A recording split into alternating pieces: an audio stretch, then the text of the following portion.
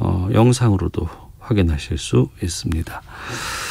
자, 안내해드렸고 주말 동안의 이슈를 정리하고 이번 주 가장 눈여겨볼 소식들 살펴보는 시간입니다. 시사구말리 문화일보의 이현정 논설위원 나오셨습니다. 안녕하십니까? 네, 안녕하세요. 정치 전문 김보엽 기자 함께합니다. 안녕하십니까? 안녕하십니까? 예. 어제 더불어민주당 대권 주자들 예비 경선 컷오프 결과가 나왔습니다. 이광재 의원이 이제 단일화했기 때문에 8명에서 6명으로 이제 줄었어요. 예상하셨던 결과였습니까? 어떻습니까? 뭐 1등에서 5등까지는 예상을 했는데 네. 마지막 이제 컷오프를 저는 아마 최문순 진사가 올라갈 걸로 예상을 했었는데요. 이제 김두관 의원이 이제 올라갔습니다. 나머지는 뭐 대충 예상한 대로 그런 결과가 나왔는데 일단은 당에서 일단 뭐 이 결과 내용 자체를 일단 공개하지 않아서 네. 제가 제일 관심 있게 봤던 게 1, 2등의 표차가 얼마나 날까. 이걸 제일 관심 있게 봤거든요. 그런데 모르겠습니다. 지금 뭐 여론조사 등등을 보면 어쨌거나 이재명 지사 이제 대결에서 이낙연 후보가 상당히 상승세다. 이런 이야기가 있잖아요. 이제 그러면서 아마 이낙연 후보의 상승세가 얼마나 이게 따라 붙었는지 이게 상당히 좀 저는 궁금증이 있었습니다. 그러니까 1등부터 5등까지는 대략적으로 좀 많이 예상한 대로 나왔다. 이렇게 보고. 그러면 1등부터 5등까지 격차가 어떻게 될 것이냐 이게 이제 관심사인데 어떻게 보셨어요? 이게 당원과 국민 여론조사 절반 합산한 거 아닙니까? 그러니까 최근에 나온 여론조사와 크게 다르지 않을 겁니다. 그렇겠죠. 순위도요. 저도 예상했던 바와 크게 어긋나지는 않았는데요. 현직 도지사 2명이 컷오프 됐잖아요. 공교롭게도 그렇게 됐어요. 그리고 제가 예비 경선을 보면서 재밌게 봤던 두 분이거든요. 웃음 코드를 담당했던 분들이었는데 양승조 후보는 그 대선 후보보다는 차기 도지사 재선에 염두를 둔 거 아닌가. 공약이나 아니면 토론 과정에서 말씀하는 내용들을 보면 좀 그런 쪽이 강했던 것 같고요. 네. 방금 말씀하신 그 최문순 후보의 경우에는 국민 면접에서 순위권에도 올랐었잖아요. 그렇네요. 네, 맞습니다. 그런데도 떨어진 걸 보면 아무래도 그 다른 후보들에 비해서 전국적인 지명도가 떨어졌던 거 아닌가. 인지도 지명도에서 밀린 것 같다. 이렇게 판단합니다. 네. 그런데 이게 그 국민 여론조사하고 이제 당원 이제 투표 결과가 반영됐다고는 하는데 그게 다 공개가 된 건 아니죠? 네, 비공개로 했어요. 그래요. 그걸 공개를 하면 추후 경선에 영향을 끼칠 수가 있거든요. 그러니까 이건 비공개로 하는 게 맞습니다. 그러니까 이제 우리가 보면 당심과 여론이 어떤가 뭐 이런 거 비교해 볼 수도 있고 한데 이제 그런 것들은 이제 원천 차단하기 위해서 이번에 아예 공개를 하지 않은 거군요. 공개를 하지 않아도 보통 이런 경우에 여러 캠프가 관련이 돼 있고 숫자를 아니까 흘러나오기 마련이거든요. 그런데 이번에 관리를 엄정하게 하는 것 같다는 생각이 듭니다. 자, 이제는 이제 본 경선으로 이제 결정이 났습니다. 6명. 여러 가지 뭐 지금까지는 뭐 이재명 대 반 이재명 이런 이제 뭐 분석들이 좀 많았었는데 나름 또 이 후보 측에서는 뭔가 전략 같은 것들을 좀 세울 때가 아닌가 싶은데 각기 좀 어떻게 전망하세요? 지금 사실은 이재명 후보는 이번 예비 경선에서 이제 대세론을 좀 굳히겠다. 이런 전략으로 간 것 같아요. 그런데 결과론적으로 놓고 보면 오히려 지금 대세론은 굳히지는 못하고 여러 가지 좀 허점만 좀 노출하는 게 아닌가. 특히 이제 기본소득과 관련해서 이제 본인의 이 트레이드 마크였는데 사실 그걸 상당히 좀 기본소득에서 후퇴하는 느낌을 줬지 않습니까? 또 이제 바지 문제 이게 상당히 좀 이 표심에 영향을 미쳤다. 그러면서 아마 이제 이렇게 되면 원래는 무난하게 그냥 예비 경선 통과해서 과반으로 득표를 해서 결선 투표 없이 1등 하는 거 아마 이런 목표를 했을 텐데 근데 지금 아마 본 경선이 저는 만만치 않을 걸로 봐요. 만만치 않다. 이게 왜냐하면 일단 이 세 차례에 걸쳐서 이제 이 투표 결과를 공개하게 돼 있거든요. 1차 경선, 2차, 3차 이렇게 해서 이렇게 되면 이제 아마 1차 경선을 이제 끝나고 나면 후보들 나머지 진영에서 만약에 이제 도전해도 가능성이 없다. 이런 분들이 이제 단일화를 아마 할 가능성이 있습니다. 전 누구를 지지합니다. 이런 식으로 이제 그렇죠. 또 선포가 나오겠죠. 단일화를 한다는 그런 가능성이 있고요. 또 특히 이제 이 후보가 그동안 보여줬던 게 좀 불안하다. 여러 가지 언행이나 이런 게 또 이런 것들에 대해서 이제 공격을 많이 할 것 같고요. 특히 이제 이낙연 후보 측에서 어쨌거나 뭐 제가 결과는 알 수 없습니다. 캠프 측의 반응을 보면 지금 상당히 따라잡았다. 이렇게 지금 이야기를 하고 있거든요. 그러니까 이재명 후보를. 예. 그래서 이제 아마 이낙연 후보의 상승세 이거를 이제 과연 어떻게 할 것이냐. 그렇게 되면 예. 사실은 그동안 이재명 후보가 다른 후보를 그렇게 비난하진 않았어요. 네. 뭐 네거티브나 이런 걸 하지 않았습니다. 이제 그렇게 되면 본선에서 그냥 점잖게 가는 게 한계가 있을 게 아니냐. 이렇게 되면 아마 이낙연 후보를 좀 겨냥한 네거티브도 상당히 벌이지 않겠는가. 그렇게 네. 좀 전망할 수 있을 것 같습니다. 이낙연 후보 측이 좀 올라오나요? 예. 지금 오늘 발표된 여론조사에서도 보면 예. 이재명 지사는 조금 떨어지고 이낙연 전 대표가 조금 상승세고 예. 이런 추세는 확인이 됩니다. 아마 그게 그 예비경선 결과에도 어느 정도 반영이 됐을 것 같고요. 선두주자의 숙명 같은 거죠. 이재명 후보는 다른 후보들로부터 공격을 받을 텐데 네. 그 TV 토론 전략에서 좀 미숙함을 노출했다. 그렇게 보이고요. 상대적으로 안정감을 강조했던 이낙연 후보가 선전했던 건 맞습니다. 그런데 네. 이제 단일화가 이후 경선에서 최대 관건이 될 거다. 이런 분석에는 좀 견해를 달리하는데 네. 그 단일화한다고 해서 1 더하기 1이 2로 가지는 않을 겁니다. 원래 자연스럽게 경선을 하면서 단일화되는 효과는 후순위부터 네. 더 이상 경선을 할 이유가 없으면 나 대신 누구를 지지해 주십시오라고 할 수도 있고 네. 아니면 그냥 그 포기를 할 수도 있거든요. 그럴 경우에 그 사람을 지지했던 지지자들은 경선 인단이 되겠죠. 이 사람들은 다시 원점에서 그럼 나머지 후보들 중에 누가 내가 지지할 만한 사람인가 네. 이렇게 판단하고 하는 것이 단일화를 후보들끼리 한다고 수십만 표가 막 움직인다. 네. 저는 그렇게 보지는 않습니다.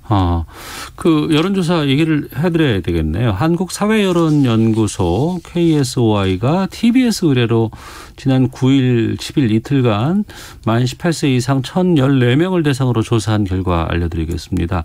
범진보권 같은 경우에 차기 대선 후보 적합도 조사였는데 이재명 지사가 29.7%, 이낙연 전 대표가 20.6%였습니다. 이 지사는 전주보다 2.4%포인트가 하락했고 이 전 대표는 7.7%포인트가 상승했다고 하는데 이낙연 후보의 상승세가 좀 놀랍네요. 그렇죠. 지금 뭐 일단 상승세를 일단 타고 있는 것 같고, 예. 이렇게 되면 이제 뭐 아까 그 김보익 기자는 이제 이 표가 1+1은 2가 되지 않을 거다 했는데 물론 그런 측면도 있습니다. 예, 예. 그렇지만 이게 또 대세를 타게 되면 상당히 또 표심의 변화가 있거든요. 네. 그러니까 상승세를 타는 것과 하락세를 타는 거 이게 이제 변화가 있는 것이고요. 네. 또 하나는 이제 이렇게 뭉칠 경우에 지금 보면 이재명 후보에 반대하는 이제 친문 이제 지지자들 같은 경우에 좀 분산돼 있단 말이죠. 이제 그럴 경우에 이제 하나를 합칠 경우에 물론 뭐 그 표가 이재명 후보한테 가는 것도 있겠지만 네. 또 한편으로 보면 다른 후보한테도 이제 모일 경우 가능성도 있거든요. 이제 그런 거에다가 아직 이제 친문 진영에서 상징적인 인물인 이제 김경수 지사라든지 이 김경수 지사가 21일 날 이제 대법원 확정 판결이 있어요. 예, 있습니다. 네. 만약 거기서 이제 파기환송이 된다든지 등등을 하게 되면 어떤 이제 지지 선언들이 이제 있을 겁니다. 그러니까 이제 친문의 대표적인 지사들은 이제는 본경선에서는 뭔가 편을 갈라야 되니까요. 이제 이런 것들이 있으면 좀 요동칠 가능성이 있어요. 그렇기 때문에 이게 전체적인 이제 만약에 이재명 후보가 만약에 이 예비 경선을 보여준 같이 이 좀 예전보다 공격적이지 않고 지금 본인이 뚜렷한 지금 내세우는 지금 공약이나 이런 게 조금 흐릿해졌거든요. 네. 이런 것들을 좀 더 명확히 해야 될 텐데 이게 만약에 자꾸 꼬여버리면 저는 상당히 좀 이 경선에서 극적인 변화도 충분히 나올 수 있다. 그런 예상을 해봅니다. 상승세 또 얘기하다 보니까 다른 후보들 가운데서는 추미애 전 장관의 행보가 상당히 좀 관심거리입니다.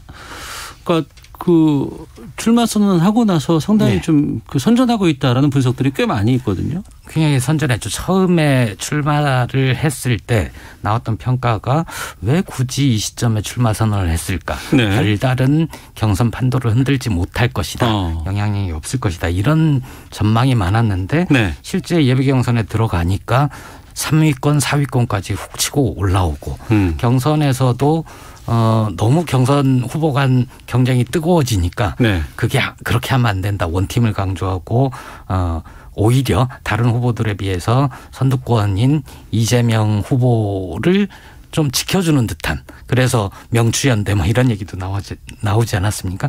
그렇게 하면서 존재감을 확실히 드러냈다. 네. 그게 그 예비 경선에서 좀 성적으로 드러났을 것 같고요. 그런데 본 경선은 조금 달라질 수도 있을 것 같습니다.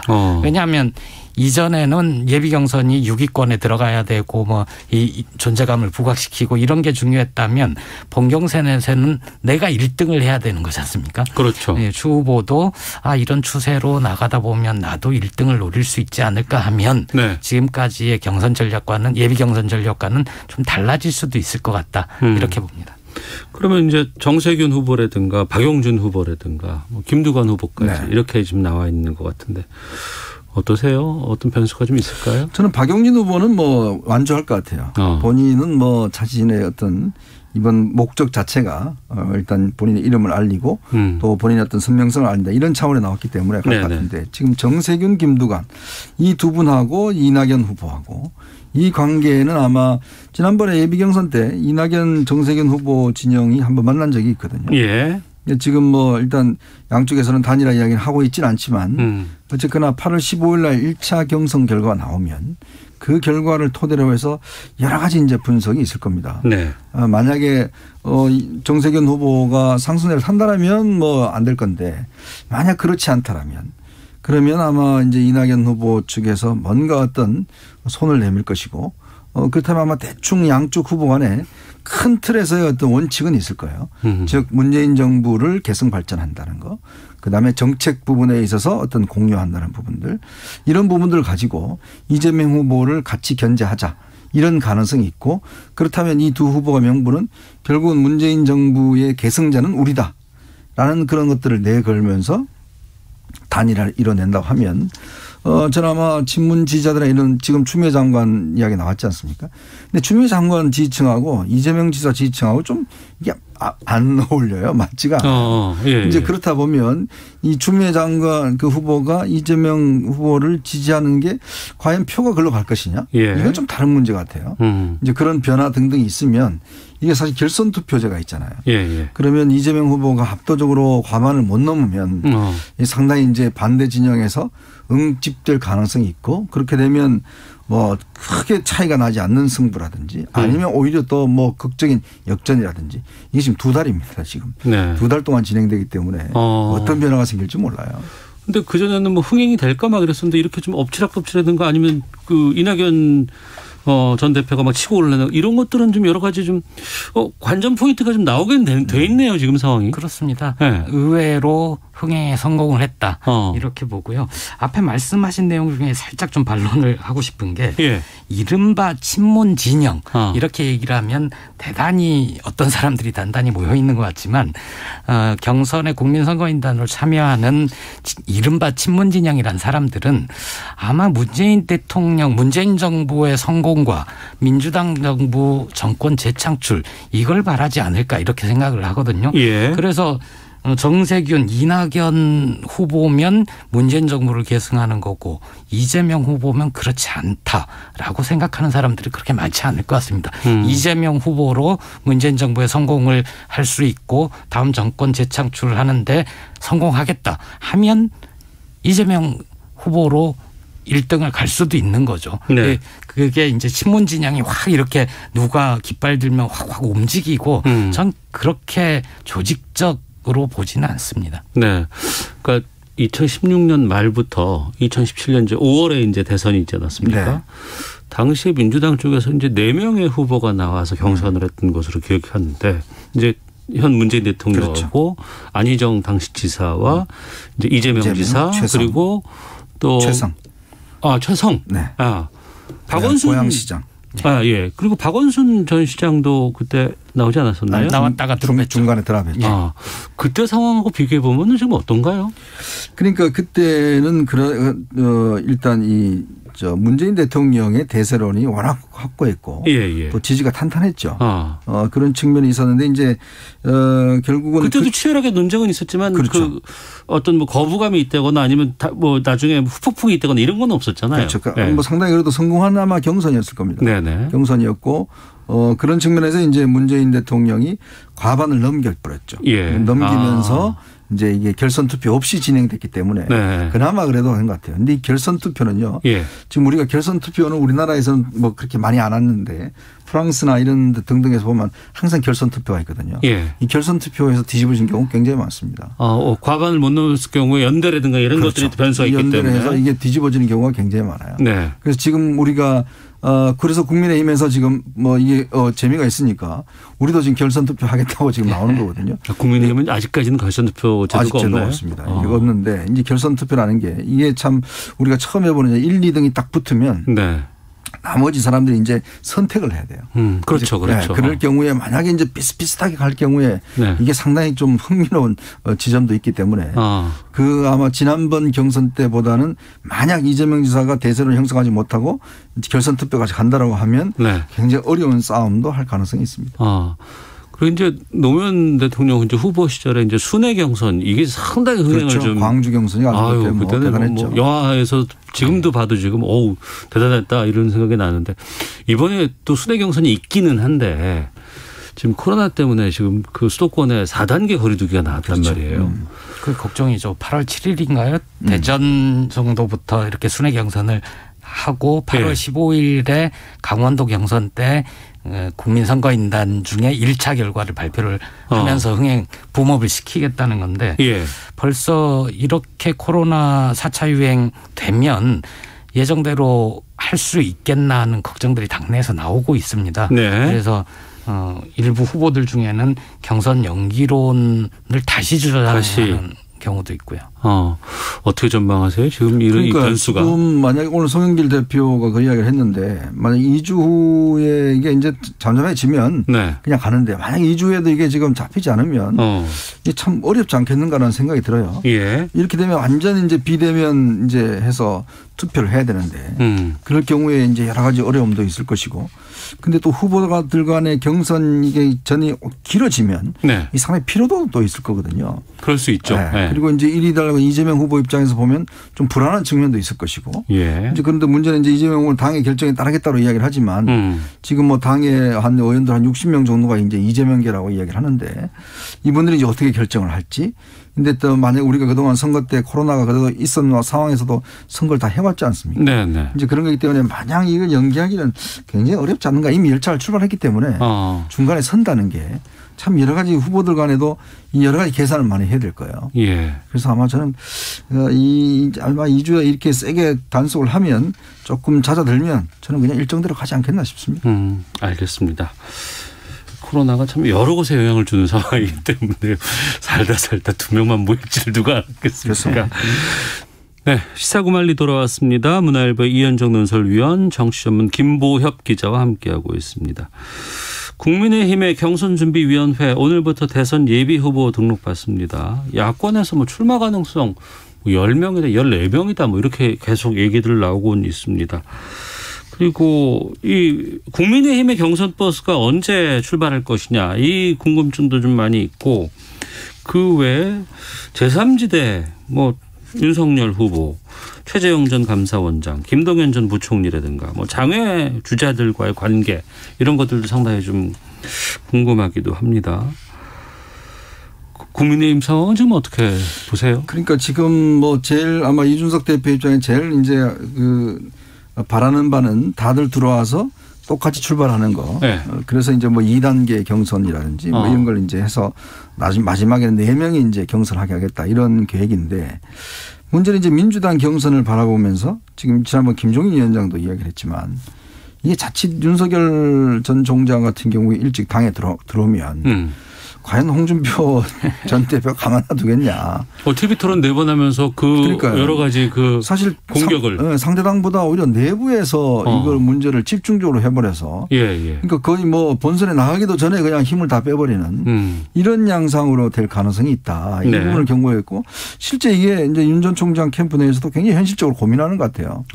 그러니까 이번에 이렇게 하는 걸 보면 사실은 뭐 여당에서 하면 오히려 저렇다 하지만 야당 내부에서 만약에 다른 후보들도 이렇게 공격을 하면 이게 지금 정치 처음 하는 이제 윤 전 총장이 그걸 몇 달 동안 견뎌내야 된다는 건데 그게 이제 힘들지 않겠느냐. 그러면 차라리 아예 밖에 서 있다가 그냥 마지막 경선 때 참여하는 게 어떠냐 이런 지금 이야기 나오기 때문에 저는 상당히 변수가 많이 생겼어요. 예.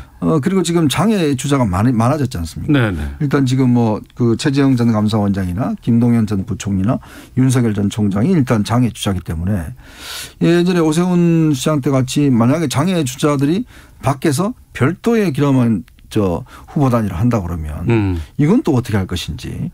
안철수 금태섭 단일화처럼. 그렇죠. 밖에서 일단 이쪽에서 하고 오히려 그러면 그쪽이 더 이제 관심을 많이 기울일 테고 그쪽은 그렇게 네거티브가 없을 거 아니겠습니까? 당보다는. 이제 그런 걸 또 뭐 구상할 수도 있을 것이고. 그러니까 굉장히 이 지금 셈법을 두고 좀 단순하지 않은 것 같아요. 여러 가지 지금 이 셈법들이 있고 후보 진영도 지금 이렇게 했을 게 유리한가 저렇게 해서 유리한가 지금 여러 가지 좀 따져보는 것 같아요.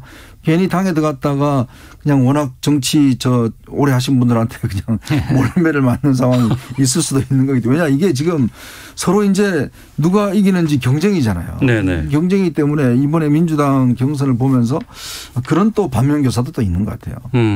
김범 기자는요? 제가 정치 분야를 취재하면서 보수 야당 국민의힘 계열의 정당에서 이런 현상은 처음 봅니다.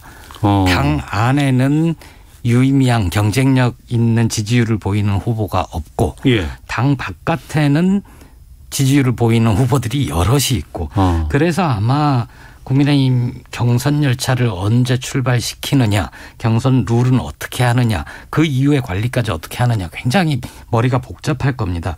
그런데 문제는 만약에 이준석 대표 생각대로 8월 말에 국민의힘 대선 주자들 중심으로 먼저 경선이 시작이 되고 여기에서 경선에서 1등을 한 사람이 당 바깥에 있는 다른 야성의 후보와 단일화를 한다면 경선을 뛰었던 국민의힘 내에서 경선을 뛰었던 사람들은 불공정 얘기를 꺼내지 않을까요?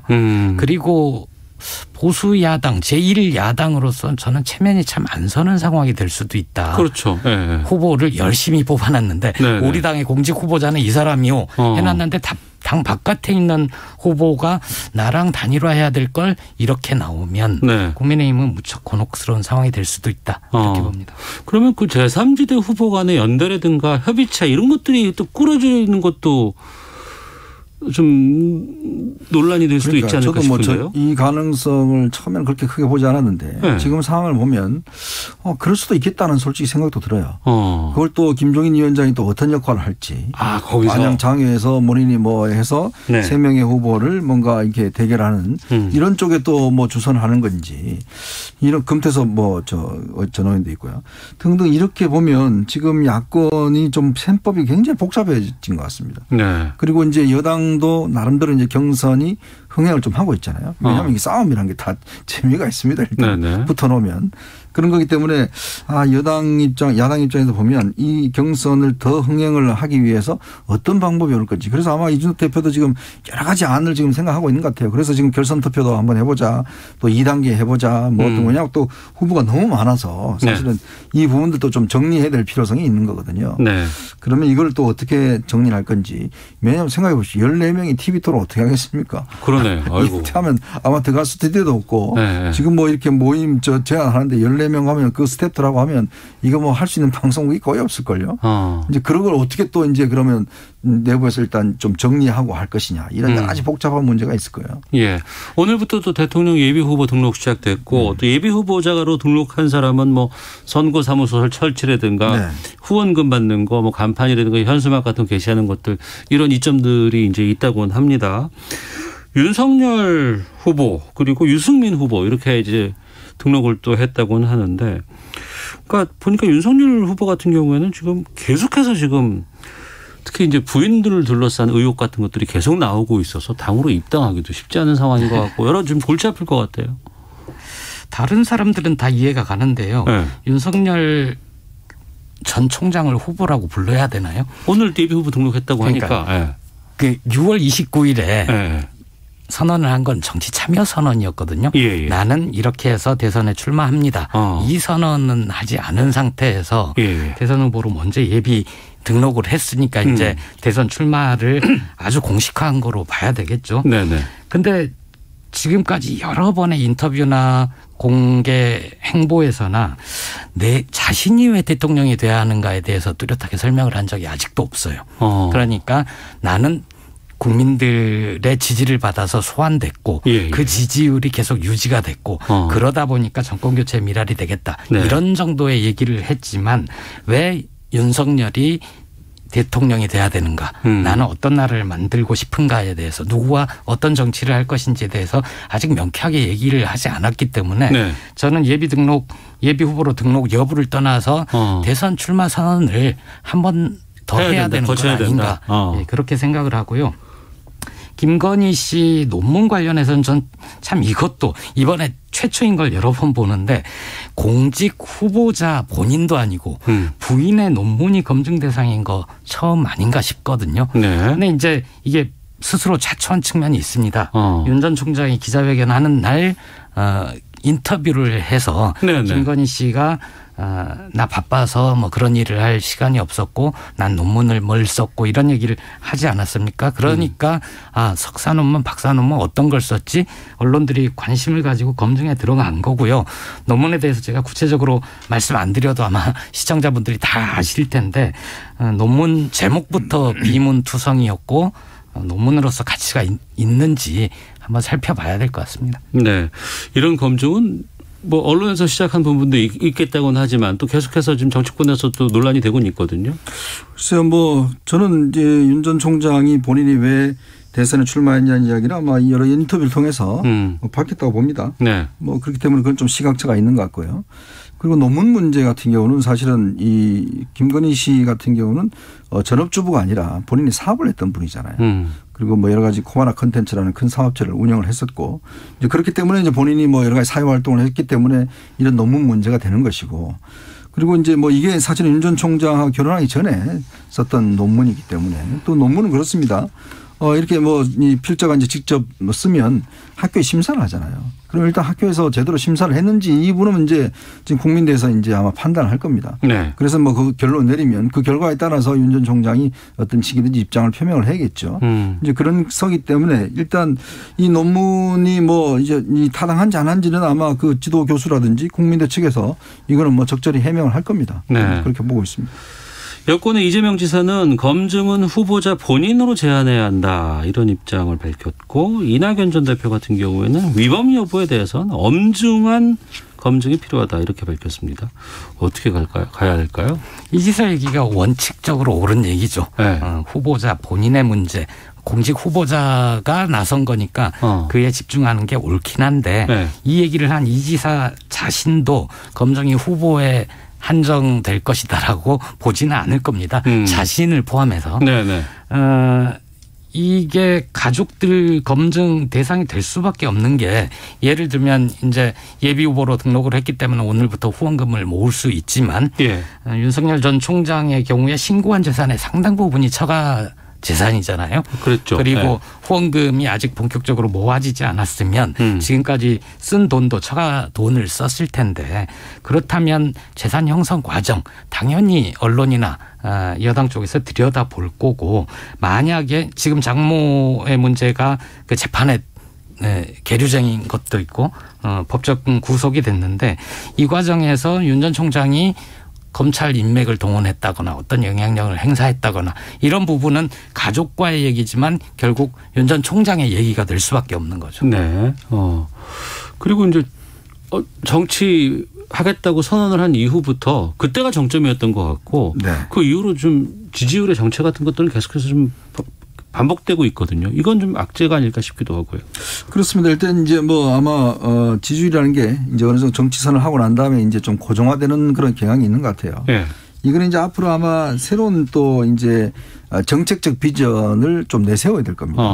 지금은 이제 윤 전 총장이 어떤 면에서 보면 이 현 정부에 좀 탄압받고 또 공정의 가치라든지 이런 것들 때문에 이제 인기를 끌었지만 이제 대통령이 이제 된다라고 본인이 하면 이건 조금 타원이 달라지는 거거든요. 그렇죠. 네. 대한민국을 앞으로 이제 어떻게 이끌 것이며 어떻게 이제 경제를 이제 부흥시킬 것이며 이런 부분에 대한 이제 본인의 이제 이야기를 해야 될 겁니다. 그런 것들 아마 저는 지금 쭉 이제 민심 행보를 하고 있기 때문에 그 결과 나면 아까 김보익 기자가 이야기했듯이 어떤 시점에 본인이 이제 대통령이 왜 나서려고 하는지 아마 그거는 좀 밝힐 수 있는 기회가 있지 않을까. 네. 그때 되면 이제 본격적으로 어떤 부분들을 앞으로 하겠다 자기가 정책적 비전을 내겠죠. 그게 한번 이제 또다시 윤 전 총장에 대한 지지율을 상승시킬 것인지 정치할 것인지 내려갈 건지 네. 그럼 뭐 결정짓는 계기가 되지 않나 싶습니다. 알겠습니다. 한 달 전에 저희가 이 시사구말리에서 예측했던 여러 가지 상황과 또 다르게 지금 흘러가고 있는 부분들이 좀 분명히 좀 요즘 하루를 예측 못해요. 보이고 있는 것 같아서. 어떻게 될지. 그러니까요. 이 4단계 될지 어떻게 알았습니까? 그날 다 푼다고 그랬는데 하루 전에 그냥 안 돼버렸잖아요. 그러니까요. 또 7월 지나고 8월 되면 또 어떤 정치적인 이슈가 또 터져 나올지 또 어떤 후보가 갑자기 또 치고 나올지 참 정치 재밌습니다. 자, 문화일보의 이현정 논설위원 또 김보엽 기자와 함께했습니다. 두 분 말씀 고맙습니다. 네, 고맙습니다. 감사합니다.